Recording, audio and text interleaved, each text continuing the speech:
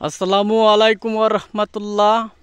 আমি Mohammad Wahed Ali, marketing officer হিসেবে ময়মনসিংহ টেরিটরিতে কর্মরত আছি।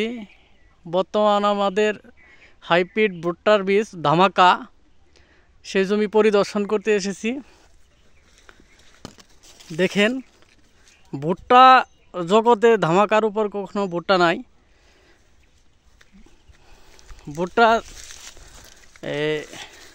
কি আর বলবো, খালি ভুট্টাই, আর কিছু না। এত পরিমাণে সুন্দর এই ধামাকা ভুট্টা হয়েছে, আমার মনে হয় অন্য অন্য কোম্পানি তার ধারে কাছেও নাই, ধামাকার ধারে কাছেও নাই। ভুট্টা রাজা হলো ধামাকা। কৃষকও খুশি, আনন্দিত ধামাকা ভুট্টার পেয়ে। এ বলেই আমার সংক্ষিপ্ত আলোচনা শেষ করলাম। আসসালামু আলাইকুম রহমতুল্লাহ।